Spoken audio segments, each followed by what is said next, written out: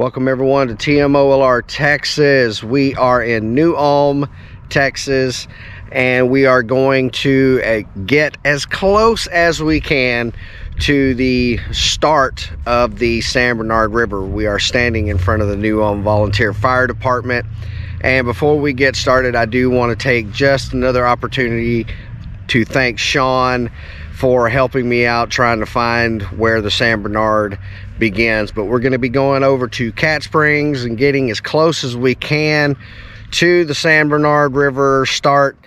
And we're also going to be going towards Eagle Lake on alternate 90 to see the San Bernard there as well. And of course, we will be going through Sealy before we get to Eagle Lake. There is a historical marker that I saw on the drive-in, and it's very hard for me to not stop at a historical marker and not at least check out what it is. So we'll have a little bit of footage of that as well in this episode. So let's go ahead and get ourselves over to Cat Springs. All right, so now we are here maybe less than a mile from where the San Bernard River starts. We're here on Reichart Road, and it is just it's bumpy. It's a bumpy dirt road.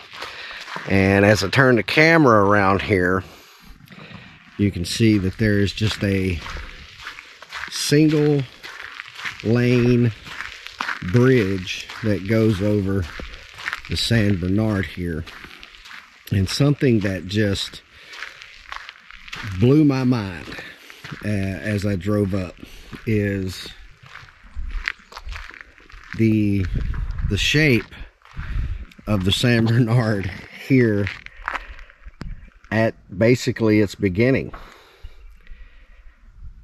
It's very low, and from what I understand, the San Bernard is fed by a spring at the very beginning, and you still have quite a bit of, you know, lush greenery here, and seeing some of the trees turn colors, and it's very, very quiet out here. And you can see that there's quite a bit of brush and debris. Of course, there's a little bit of trash out here, but there's not a lot of motion with the river at this point. And then on the other side here, you can actually see somewhat of a break, and there's an oily substance on the water surface here. Not sure if you can pick that up in the camera. And then off in that direction, you do have where it does continue, and it looks like it may go where that grassy area is right here and go on down through the rest of the way down towards the Gulf. But very, very surprised at the condition of the river toward its beginning. And I guess it makes sense that the closer you get to the Gulf, the wider and more movement you see out of the water. But it is very, very low here. And to say that I'm concerned a little bit on this, I would say is an understatement. But we're gonna go and see what the condition of the Bernard is, the San Bernard is there at alternate 90 near East Bernard, the township of East Bernard. But I'm gonna give you just a little bit better view of the surroundings here.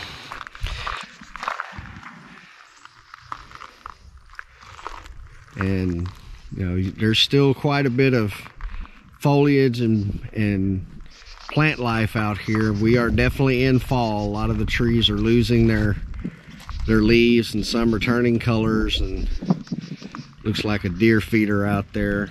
This seems to be prime deer hunting land out here, and you may hear some popping in the back. That's probably some target practice going on or something like that, but a bit concerned about the health of the San Bernard at its northernmost point. So let's go ahead and get over to East Bernard and see what the health of the river is at that point.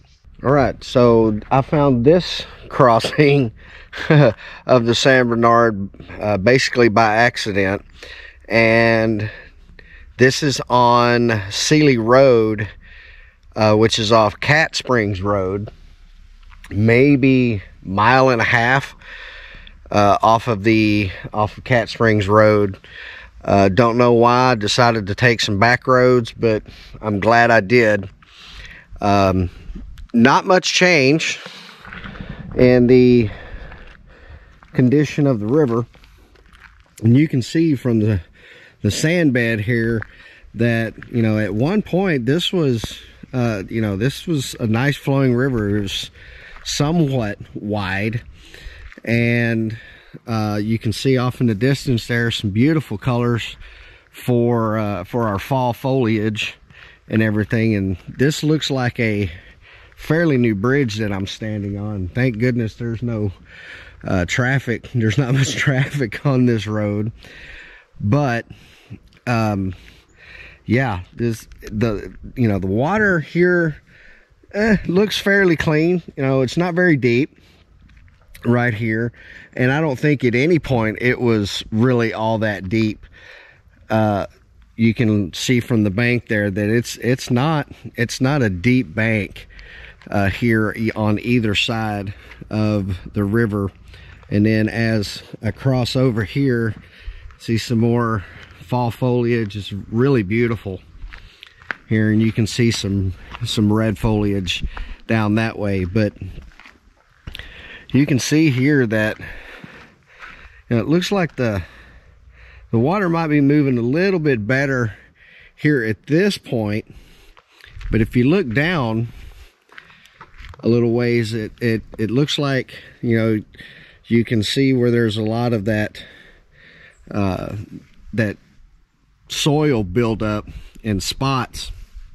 And I'm just out of curiosity, you know, maybe, you know, speculative thinking on my part, if there was a way to maybe, for lack of a better term, dredge this and allow that water to flow a little bit more freely. I don't see any kind of aquatic wildlife or anything like that this far up, but this was a bit of a surprise find for me. I'm glad I did decide to take the scenic route for this.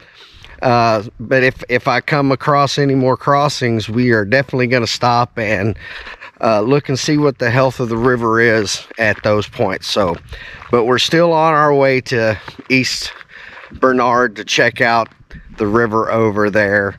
So we'll see you there here in just a little bit. Like I said earlier, on my way to New Ulm through Sealy, I did notice that there was a historical marker here, and it's very hard for me not to stop and look at historical markers. But this one is quite interesting, and we're about maybe 6 miles outside of Sealy on 36 southbound, and I decided to stop here before we go into East Bernard. So this is marking Martin Allen, November 28th, 1780 to December 30th of 1837.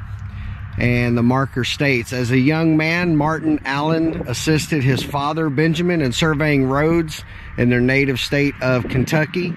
He married Elizabeth Weiss in 1804, and by 1810 they had their 3 children living in Louisiana. Martin joined the Gutierrez-McGee expedition's bid to rid Texas of Spanish rule in 1812-1813. His father and nephew were killed at the decisive Battle of Medina. Martin, on a recruiting mission at the time, surveyed. After a brief stay in Arkansas Territory, the Allens moved back to North Alabama about 1818 and settled in a community which shortly thereafter was named Allen's Settlement in Martin's honor. In 1821, Martin traveled to nearby Wharton County as one of Stephen F. Austin's old 300 colonists and was among the first settlers on the Colorado River. About 1834, the Allens purchased land here at 8 Mile Point, so named for its distance from San Felipe de Austin, from their son Miles N. The Allens lived on this property for the rest of their lives. Allen family members operated a public house about a quarter of a mile east of here and was frequently visited by future hero of the Alamo, William B. Travis. Martin, a Texas War for Independence veteran, was buried near the public house in the Allen family cemetery, and this marker was erected in 1993. So now we are going to go ahead and continue our journey to East Bernard. We may actually go through Eagle Lake. I've got to lay my eyes on the Buc-ee's that's there. So let's go ahead and continue our trip, and we'll see you here in just a little bit. We are now in East Bernard.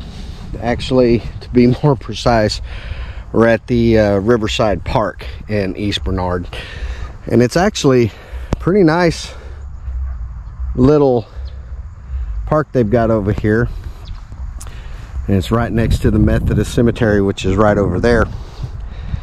And we're starting to run a little bit low on time for daylight, but they do have nice little paved or concrete walkway down to the Bernard, and you can see the foliage is turning. Looks really nice, pretty, all the different colors. Definitely know it's finally fall in Texas. And the fact that I'm wearing a long sleeve shirt, it's been kind of cool the last few days, which I'm not going to complain about too much. But as we walk down this trail, I can't help but reiterate that the current state that the Bernard finds itself in, again, concerning. And it's what's a nice way to put it? I'm fearful that the river itself, especially in the northern tier aspects of it, is doomed to dry up. You know, right here, do see a little bit of maybe a spillway, a little creek coming off of the Bernard. There's some water here. I don't know if it's actually being fed. We'll find out here in just a little bit. Kind of goes over here, but it may be more of a causeway type thing that's going on. But this is it's very concerning for me. I'm not happy with what I'm seeing, and I'm sure I'm going to sound like a environmentalist, which I am the furthest from. I'm not an environmentalist. I don't think I'll ever be an environmentalist in that aspect, but just the fact that rivers and streams and creeks and lakes, not only for recreational purposes, but just for overall beauty and the importance when it comes to commerce in our state, agriculture, things of that nature. Just going to show you this real quick too. This little sign here, Riverside Community Park, City of East Bernard. This is a wildlife habitat, and basically just saying stay on the trail, which I did not do a very good job of. But we're going to see what the San Bernard looks like here. And I mean, for the most part, it looks like this area is pretty much, you know, natural in the way it looks. And I think from what I've seen so far that the city of East Bernard has done a pretty doggone good job of helping maintain this area, not only for wildlife but just for the area, you know, for people to come here and view this wonderful area. Okay, now we're coming up on this little, I guess you will call it an observation area. Now I will admit, before we get there, I will admit that I looked at the Google Maps, and you can't go 100% off of what Google Maps says. But according to Google Maps, the actual Bernard may be another maybe 100 yards off in that direction. I don't know. But if this is the San Bernard, which we're fixing to look at, this just makes my concern even more so, and it kind of puts an exclamation point that if the northern part of the Bernard is in this condition, something needs to be done. I don't know if it needs to be, I know it needs to be cleaned out, but I don't know if we need to dredge or make it deeper or whatever it may be. I'm not an engineer. I'm not I don't claim to know anything like that. But we're going to look at this, and you know, maybe you'll agree with me on something needs to be done. So we're going to look off this way first, and you can see, I mean, there's water there, and you can see where water has been in the past, is looking at the tree trunks and things of that nature. And of course you've got the beautiful foliage that's going on there. But I mean it looks, for all intents and purposes, dried up. And yes, we have had a pretty nasty drought this year, and I'm gonna break the rule and kind of go off the trail here, see if I can get a little bit closer to the edge here. Quite muddy. There's a lot of foliage over here, but you can see along the banks there that it's just, I mean, this looked like a riverbank, and if that's all that's left of the San Bernard in Wharton County, I'm fearful. I'm very, very concerned about the health of the San Bernard River. This is, for lack of a better term, this is pitiful. Not happy. And I'm no, feelings don't mean anything. And my feelings are no more important than anybody else's. And again, at the risk of sounding like some kind of crazed environmentalist, which I'm not, I have to reiterate that.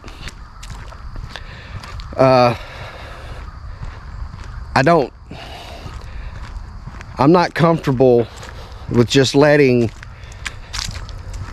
things go to waste or go away when we have the equipment, the technology, the ingenuity, the know-how to get things done and preserve not only the waterway itself, which is exceptionally important, but the San Bernard River does have a place in history, and we need to do everything that we possibly can, whether it's a river, a historical site, a building, a landmark of some sort. We must do everything in our power to preserve these places, the history of it. We need to educate, especially when it comes to history. And you know, having things like a riverside park by the San Bernard, it's great. I love it. We're also here, hopefully maybe the next weekend. I would love to take you to Hanson Park in just outside of West Columbia. San Bernard River runs right there, and show the difference between what the San Bernard looks near New Ulm and between Cat Springs and Sealy, what it looks like there and looks like here, and what it looks like in West Columbia. And I haven't been to Hanson Park in years. It's been a long time, but I'm almost willing to bet that the San Bernard River at West Columbia, Hanson Park, is going to be in much better shape.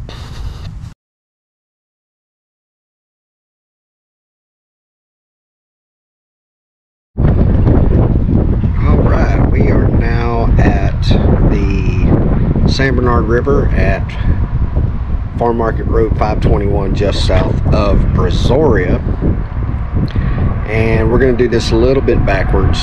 We're going to go here, then we're going to go to the 2611 bridge that goes over the San Bernard, just at Churchill, and then we're going to go all the way back around to where the San Bernard crosses Farm Market Road, or I'm sorry, County Road 522, and just to show you the kind of the differences in the San Bernard. Now, I've been focusing primarily on the Brazos, but to discount the San Bernard would be a crime. So I'm gonna turn the camera around and have you look at the San Bernard River here at Farm Market Road 521.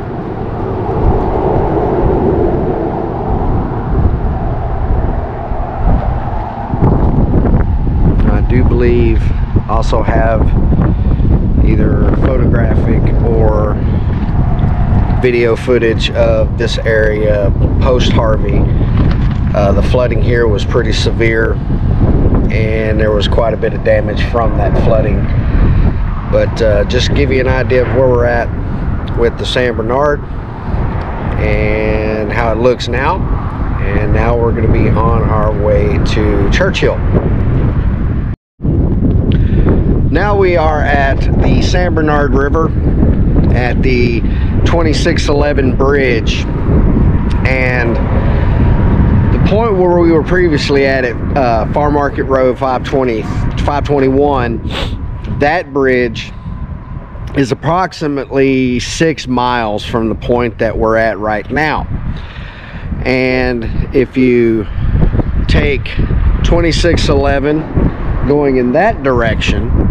That will take you going towards Highway 36, and when you cross over 36, that road turns into 2004.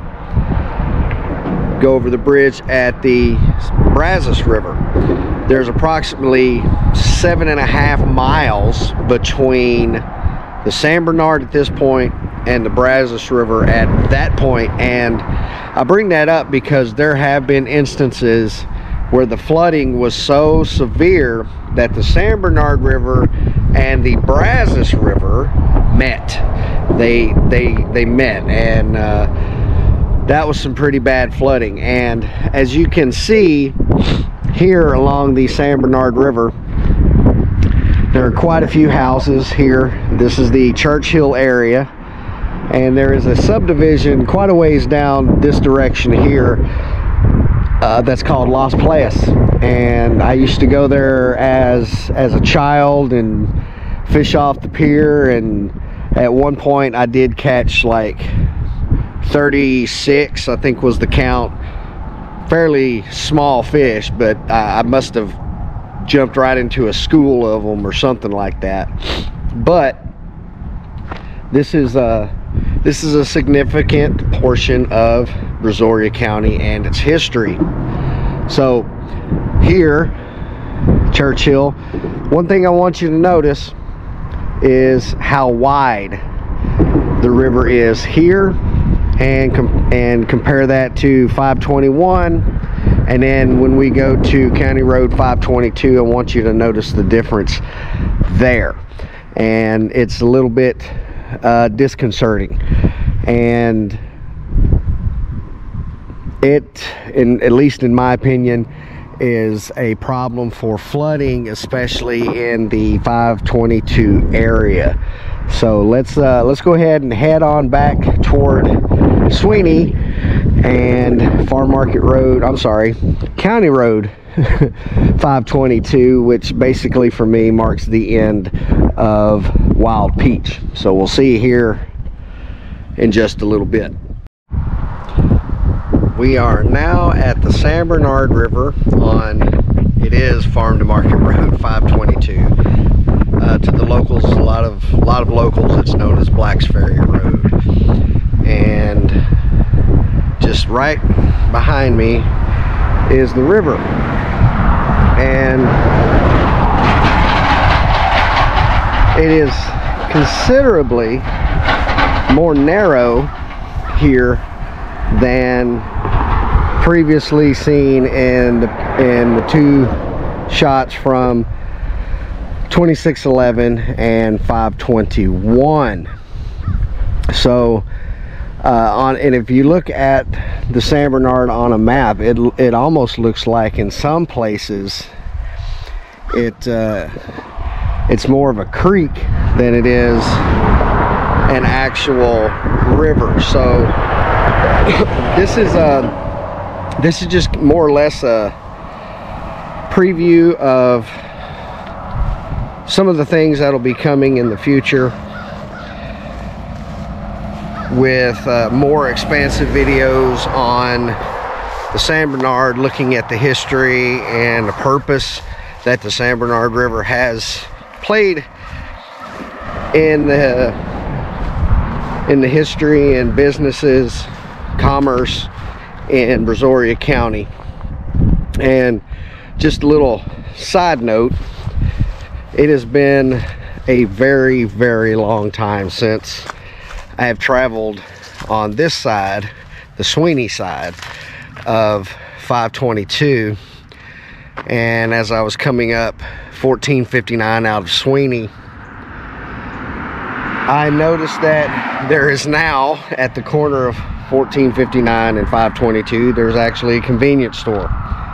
And that used to be nothing but land right there. So the area is growing, and the only thing that I'm kind of tired of seeing is all the Dollar Generals that are popping up around the area. I know Walmart, there's 3 in the area, one in Lake Jackson, one in Angleton, and the small one in West Columbia. But there's too many Dollar Generals. I'm just gonna say that right now.